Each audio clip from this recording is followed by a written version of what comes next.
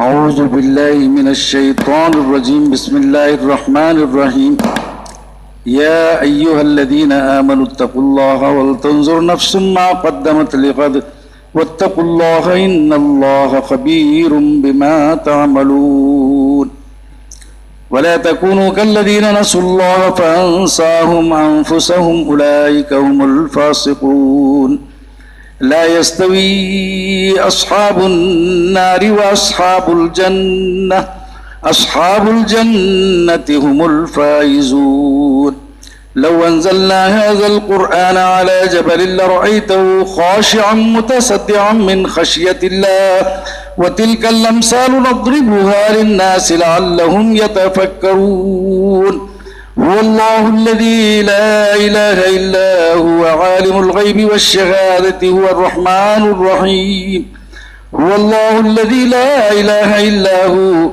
الملك القدوس السلام المؤمن المهيمن العزيز الجبار المتكبر سبحان الله عما يشركون هو الله الخالق البارئ المصور له الأسماء الحسنى يسبح له ما في السماوات والأرض وهو العزيز الحكيم رب اشرح لي صدري ويسر لي أمري واحلل عقدة من لساني يفقهوا قولي. معزز سامعین و حاضرین، نوجوان ساتھیوں، یہ رسم نہیں ہے. بعض لوگ درس قرآن کو رسم سمجھتے ہیں. ہاں، درس قرآن یا درس حدیث کو ایک رسم سمجھتے ہیں. نہیں، یہ جو ہے ہماری اور آپ کی لائف لائن ہے. گاڑی کو جیسے پیٹرول ورژن کیا تو پیٹرول یا ڈیزل ڈالتے ہیں، یا بیٹری کو موبائل کو چارج کرواتے ہیں، ایسے یہ ایک چارج ہے. جس دن چارج کرنا چھوڑ دیں گے آپ کی بیٹری ڈاؤن ہوگی، آپ کا یہ سیٹ کام نہیں کرے گا. گاڑی کا بھی معاملہ ایسا ہی ہے. صبح میں آپ قرآن مجید کا درس لیں گے اور گاڑی شام تک چلے گی، اور سونے سے پہلے درس حدیث لیں گے، پھر رات بھر گاڑی چلے گی. یہ اس چیز کو چارج سمجھ کر کے آپ چلیے. انشاءاللہ آپ کی زندگی میں توحید، آپ کی زندگی میں رسالت، آپ کی زندگی میں باس بعد الموت کے عقیدے کی آبیاری ہوتی رہے گی. میں سورہ حشر کی یہ آیتیں درس کیا دیں گے؟ ایک ایک آیت قرآن مجید کی ایک ایک آیت پر آپ کیا درس دیں گے؟ میں اگر آپ سے یہ کہوں کہ قرآن مجید تو ایک یہ ہے جو میرے ہاتھ میں ہے، یہ کیا ہے؟ قول اللہ ہے. یہ قول اللہ کا مطلب اللہ تعالیٰ کا فرمان ہے، اور ایک عمل اللہ ہے، اللہ کی کارکردگی، اللہ کا کارنامہ. یہ پوری کائنات ہے. اللہ کا قول یہ ہے کہ قرآن مجید ہے، آیات ہیں پڑھتے ہیں ہم، لیکن پوری جو کائنات ہے، یہ پوری کائنات اللہ کا ایک کارنامہ ہے. صرف ہم اس کی تلاوت کر رہے ہیں، اس کی تلاوت نہیں کر رہے ہیں. بات آئے گی بعد میں. چلیے، سورہ حشر میں اللہ تعالیٰ نے آخری آیتوں میں کیا فرمایا کہ اے ایمان والو، اللہ سے ڈرتے رہو، اور ہر جان کو، ہر نفس کو، ہر انسان کو کل کی فکر کرنا چاہیے. یا ایھا الذین آمنوا اتقوا اللہ ولتنظر نفس ما قدمت لغد. کل کے لیے اس نے کیا تیاری کر کے بھیجا ہے. کل سے مراد قیامت کا دن، مرنے کے بعد میں جو آ رہا ہے. کل کیوں کہا اس کو؟ جیسے کل اتوار آ رہا ہے، جیسے آج سنیچر ہے، کل اتوار آ رہا ہے تو بہت جلد آ رہا ہے نا. تو ویسے ہی یہ بھی ہم بہت دور سمجھے، لیکن نہیں، بہت قریب ہے. جس دن یہ آنکھ بند ہو گئی، کل شروع ہو جاتا ہے. من مات فقد قامت قیامتہ. جس آدمی کا انتقال ہو جاتا ہے اس کی قیامت واقع ہو گئی ہے، اور اس کا پھر کل شروع ہو جاتا ہے. تو کل کی تیاری کرو. دنیا میں ہر کل بول کے آتا ہے، لیکن وہ کل نہیں بولتا ہے، اس کا کوئی ٹائم نہیں ہے. کچھ لوگ سمجھتے ہیں کہ صاحب ابھی میں جوان ہوں، موت کے لیے کوئی جوان، عورت، مرد، بوڑھا کوئی لمٹ نہیں ہے. اذا جاء اجلهم لا يستأخرون ساعة ولا يستقدمون. تو اس کی تیاری کیا کر رکھا ہے. یہی ایک آیت ہے اس رکوع میں جس میں 2 مرتبہ تقوی کی بات آئی. یا ایھا الذین آمنوا اتقوا اللہ ولتنظر نفس ما قدمت لغد واتقوا اللہ ان اللہ خبیر بما تعملون. تم کل کے لیے کیا تیاری کر رکھے ہو، اس کے لیے ڈرتے رہو، اور یہ بھی اچھی طرح سمجھ لو کہ تمہارے کرتوتوں پر اللہ کی نگاہ ہے. تم کیا کر رہے ہو, پبلک میں کیا کر رہے ہو, پرائیویٹ میں کیا کر رہے ہو, پبلک لائف میں کیا کر رہے ہو, لوگوں کو بول کیا رہے ہو, تم خود کر کیا رہے ہو. اور لوگوں کو بولنا بہت آسان ہے, خود کرنے میں بہت تکلیف ہے. اندرون خانہ می رون آکار دیگر می کرم. تو اس کے لیے کہا اتقوا اللہ, اللہ سے ڈرتے رہو, کیونکہ اللہ تعالیٰ تو ہر جگہ ہے نا. نحن اقرب الیہ من حبل الورید. سورہ قاف کی آخری آیت میں ہے کہ وَلَقَدْ خَلَقْنَا الْإِنسَانَ وَنَعْلَمُ مَا تُوَسْوِسُ بِهِ نَفْسُهُ وَنَحْنُ أَقْرَبُ إِلَيْهِ مِنْ حَبْلِ الْوَرِيدِ. یقیناً ہم نے انسان کو پیدا کیا ہے اور ہم جانتے ہیں کہ اس کے دل کے اندر کیسے کیسے خیالات اور وسوسے پیدا ہوتے ہیں, اور یہ بھی جان لو کہ ہم تمہاری رگ جان سے بھی زیادہ قریب ہیں. اذ يتلقى المتلقيان عن اليمين وعن الشمال قعيد. یاد کرو, عید جو ہے یاد کے لیے, وذکر یاد کرو, تمہارے سیدھے طرف سے بائیں طرف سے جو مقرر فرشتے ہیں وہ تمہارے positives, negatives, merits and demerits, بدیاں اچھا سب نوٹ کرتے ہیں. ما یلفظ من قول, انسان کے منہ سے جو عربی میں لفظ, یلفظ کے معنی پھینکنا. میں جو بات کر رہا ہوں الفاظ, میرے منہ سے آوازوں کا جو مجموعہ ہے وہ جو نکل رہا ہے وہ کلمات اور ایک عبارتیں اور ایک مفہوم ہے. تو اسی کو کہتے ہیں ما یلفظ من قول, جو بھی انسان بات کرتا ہے الا لدیہ رقیب عتید, بہت ہی مستعد چست و چالاک فرشتہ ہمارے پاس رہتا ہے. تو خبردار ہے. اس کے بعد کہتا ہے کہ ولا تکونوا کالذین نسوا اللہ فانساہم, اور تم ان لوگوں کی طرح مت ہو جاؤ جنہوں نے اللہ کو بھلا دیا, تو پھر اللہ نے بھی انہیں بھلا دیا اور پھر یہ لوگ فاسقین میں سے ہو گئے. فاسق کس کو کہتے ہیں؟ فسق کیا معنی نکل جانا, چپکے سے نکل جانا بغیر آواز کے. جیسے چوہیا بل سے نکل جاتی ہے اور اس کی آواز نہیں آتی, ویسے پتہ بھی نہیں چل جاتا, آدمی ایمان سے نکل جاتا ہے. پھر کہتا ہے کہ لا یستوی اصحاب النار و اصحاب الجنہ, جنت والے اور دوزخ والے برابر نہیں ہو سکتے, سمان نہیں ہو سکتے, کیونکہ آپ بھی سب جانتے ہیں, دنیا سب جانتی ہے, جنت والے ہی. کہتا ہے کہ اصحاب الجنت هم الفائزون, جنت والے تو بہت کامیاب ہونے والے ہیں. اگر ہم اس قرآن کو لو انزلنا هذا القرآن, اگر ہم اس قرآن مجید کو کسی پہاڑ پر نازل کرتے تو تم دیکھتے کہ اللہ کے خوف سے وہ لرزہ لرزہ ہو جاتا, ریزہ ریزہ ہو جاتا, اور پھر کیا ہے کہ وہ پھٹ جاتا. متصدعا من خشیت اللہ وتلک الامثال نضربها للناس لعلهم يتفکرون. ایسی مثالیں ہم اس لیے پیش کرتے ہیں تاکہ لوگ غور کریں, فکر کریں, تفکر کریں, یتفکرون. قرآن مجید میں میں کچھ لکھ کر لایا تھا کہ قرآن مجید میں 6666 جو آیتیں ہیں ان میں سے یہ دیکھیے,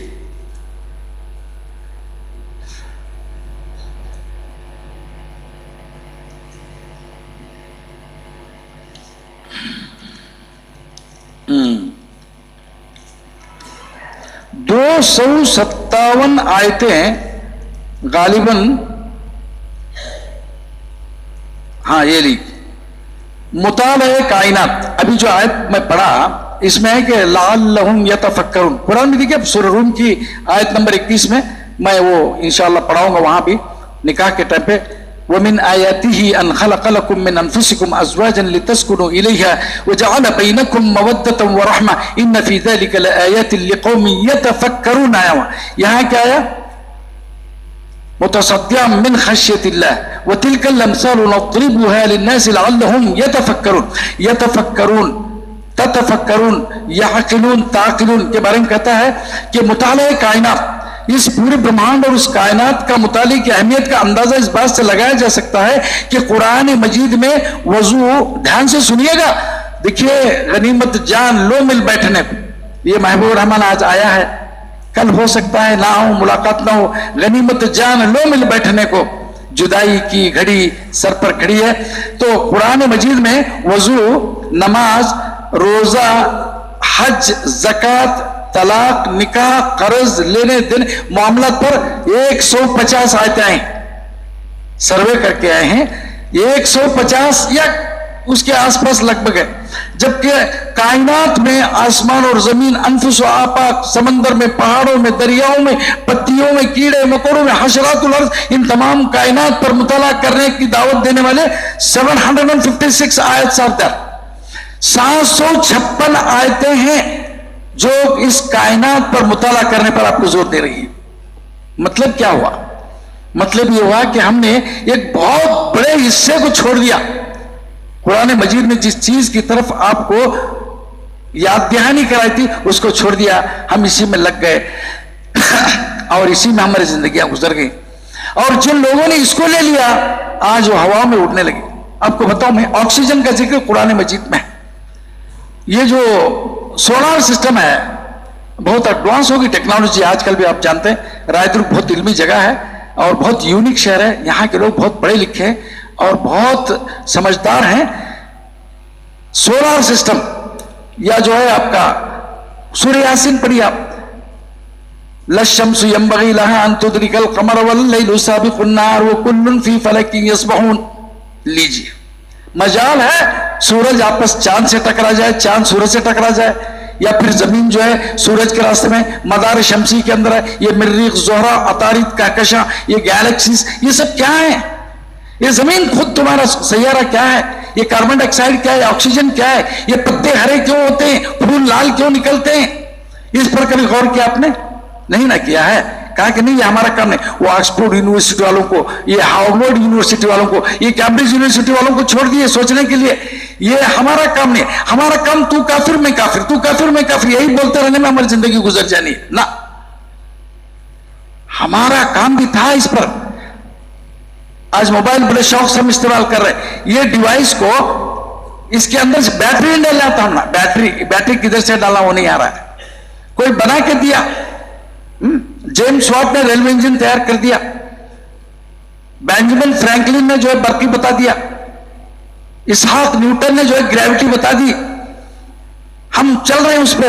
آج موبائل آلو بالو چل رہا ہے، سامنے پرسنالٹی چلیے، پیچھے میونسپلٹی چلیے، لیکن ہم نے کبھی غور نہیں کیا کہ اس کا سسٹم کہاں سے ہے۔ ارے جائیے اندلس میں مسلمانوں نے پوری سائنس ایجاد کی، بصرہ کے اندر، بصرہ میں باقاعدہ جو ہے ایک سائنس کا ایک باقاعدہ ایک لیبورٹریز تھا بنائے ہوئے، تو لوگ رصدگاہ تھی، اسٹرونومی تھی، 15 سے 20 منٹ کے اندر آپ بیان دے سکتے ہیں۔ تو لو انزلنا، میں پڑھ دیتا ہوں اور بات ختم کر دیتا ہوں۔ لو انزلنا ھذا القرآن علی جبل، یا اگر ہم نے اس قرآن مجید کو کسی پہاڑ پر نازل کر دیا ہوتا، انسان پر نازل کرنے کے بجائے، تو آپ دیکھتے ہیں کہ وہ ڈر جاتا، اللہ کے خوف سے پھٹ جاتا، صدع کے معنی پھٹ جانا، ٹکڑے ٹکڑے جاتا اور وہ چورا چورا ہو جاتا۔ یہ مثالیں ہم اس لیے بیان کرتے ہیں تاکہ آپ غور کریں۔ سورہ حشر کی آیت نمبر 21، یعنی قرآن کریم میں ہم نے بلاغت و فصاحت، قوت استدلال اور واعظ و تذکیر کے ایسے پہلو تیار کیے ہیں کہ انہیں سن کر پہاڑ بھی باوجود اتنی سختی اور وسعت و بلندی کے خوف الہی سے ریزہ ریزہ ہو جاتا۔ یہ انسان کو سمجھایا اور ڈرایا جا رہا ہے کہ اے انسان، تجھے عقل و فہم کی صلاحیتیں دی گئی ہیں، لیکن اگر قرآن سن کر تیرا دل کوئی اثر قبول نہیں کرتا تو تیرا انجام اچھا نہیں ہوگا۔ یہ جو عبارت میں پڑھا، یہ احسن البیان، علامہ حافظ صلاح الدین یوسف، جن کا بھی حال ہی میں انتقال ہوا، بہت بڑی عبقری شخصیت تھے، ان کے حاشی نوٹس ہیں، اور مولانا محمد صاحب جوناگڑی کا ترجمہ ہے احسن البیان سے میں نے نوٹ کیا۔ قرآن مجید آسمانی کتب میں سے سب سے آخری کتاب ہے، اس کے انقلابی تاثیر ایک دنیا کو متاثر کیا، جس نے اسے پڑھا، سنا اور اس پر غور کیا، اس سے متاثر ہوئے بغیر نہ رہ سکا، اور بہتوں نے تو فوراً اسلام قبول کر لیا۔ صرف قرآن سن کر حضرت عمر بن الخطاب جیسے شدید مخالفین اسلام نے اسلام قبول کر لیا۔ حبشہ کا بادشاہ، حبشہ کو آج کے ماڈرن جغرافی میں ایتھیوپیا بولتے ہیں، ایتھیوپیا کا بادشاہ، ان کا غالباً نام اصحمہ ہے، اصحمہ ہے، یہ حافظ صلاح الدین یوسف نے بتایا، جبکہ ہمارے علامہ صفی الرحمن مبارک پوری نے اپنی کتاب الرحیق المختوم میں ان کا ذکر نہیں کیا اصحمہ کا۔ تو نجاشی عیسائی تھا، مکہ مکرمہ کے مظلوم مسلمان صحابہ کرام رضوان اللہ تعالی علیہم اجمعین ہجرت کر کے حبشہ گئے، وہاں انہیں پناہ ملی اور وہ سکون سے رہنے لگے مکہ. مگر مکہ کے مشرکین کو یہ کب گوارا تھا کہ مسلمان ہمارے ظلم سے بچ کر کہیں آرام سے رہیں.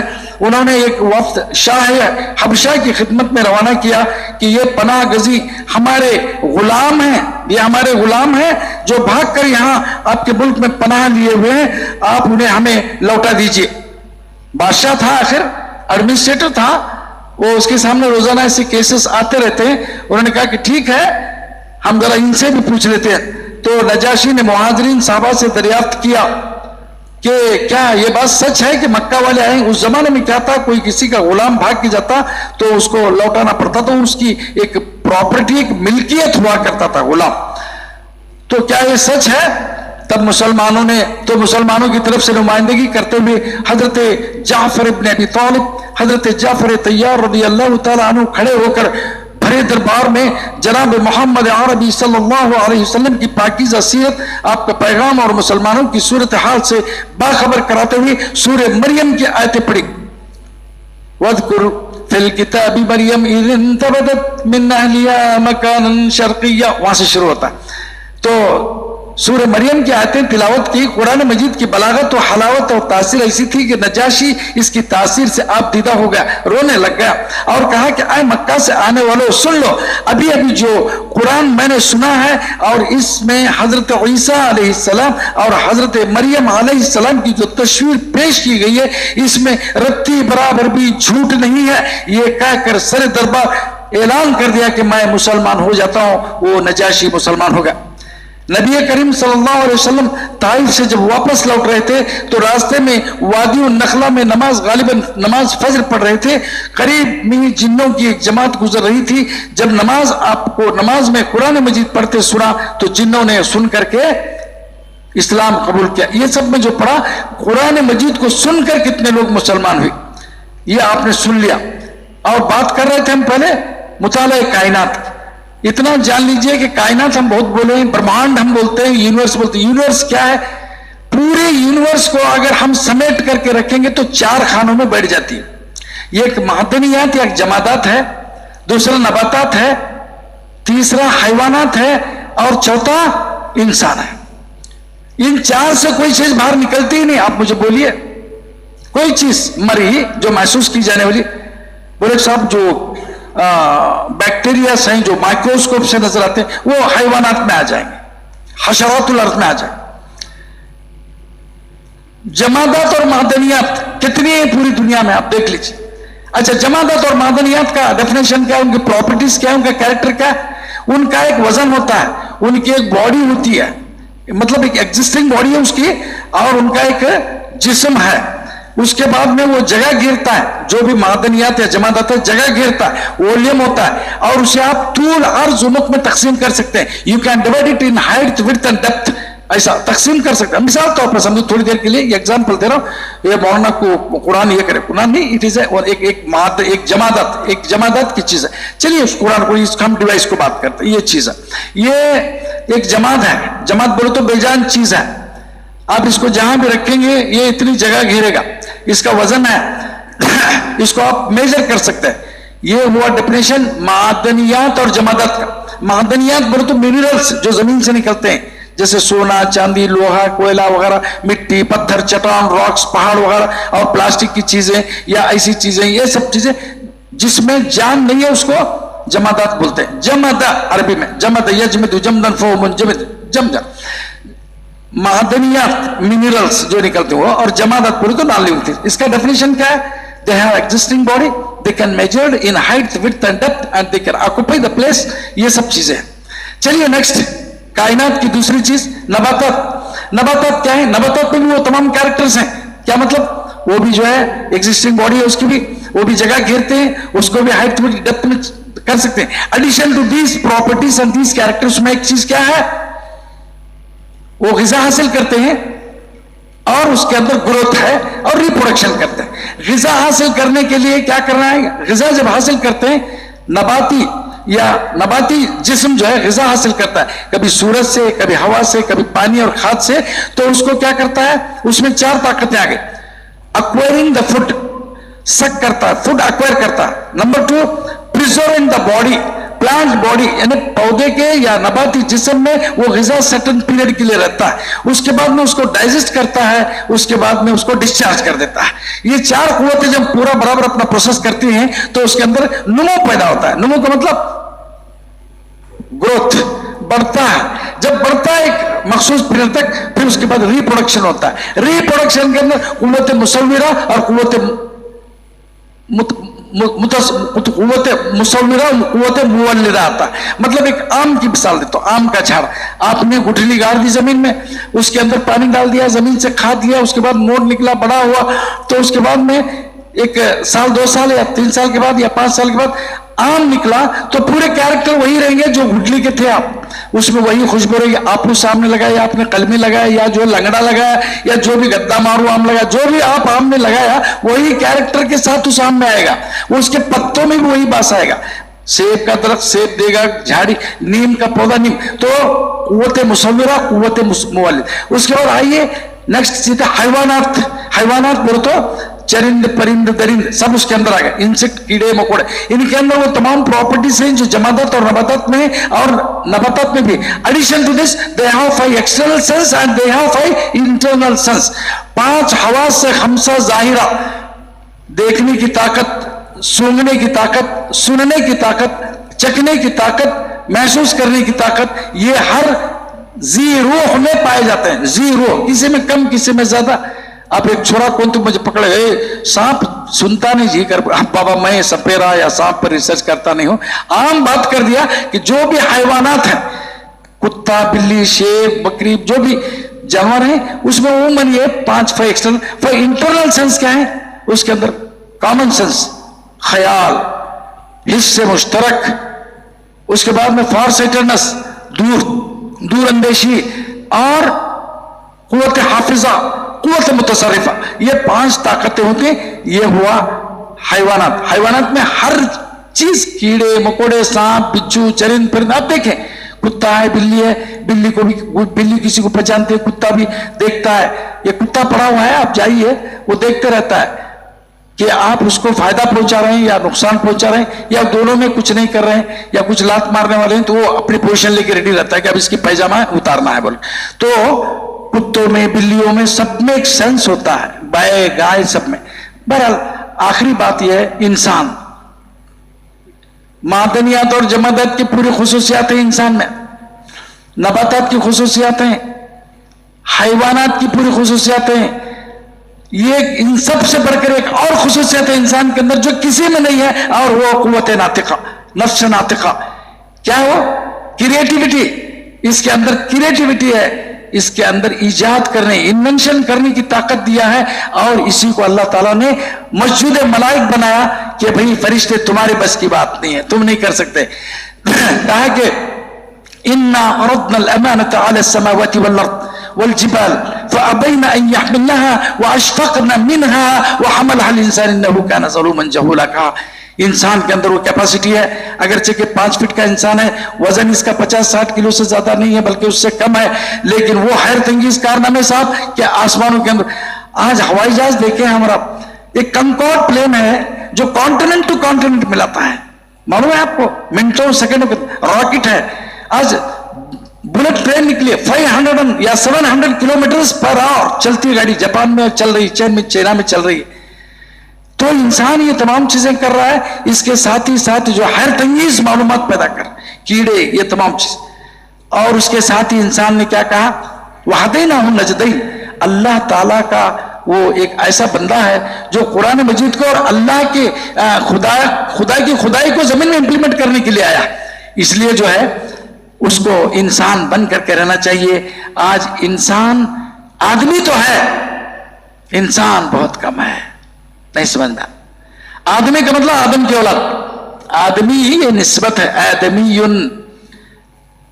آدم کی طرف نسبت. آدمی، آدمی ہر کوئی ہے، زید، عمر، بکر، کلپا، ننگپا، ملپا، سب آدمی ہے، لیکن انسان بہت کم ہے. انسان بننے کی کوشش کیجئے اور وہ انسان یہ کتاب بناتی ہے، کتاب کے ساتھ رشتہ جوڑیے۔ کچھ لوگ دعویٰ کرتے ہیں کہ دنیا میں فلاں کتاب سب سے زیادہ پڑھی جانے والی ہے، ابید اپمان کر رہا ہے اس کتاب کا، اس قرآن مجید سے زیادہ پڑھی جانے والی دنیا میں کوئی کتاب نہیں ہے۔ کچھ لوگ کہتے ہیں یہ کتاب دیکھو پوری دنیا میں سب سے زیادہ چھاپی جاتی ہے، پھر سب سے زیادہ جو پڑھی جانے والی ہے۔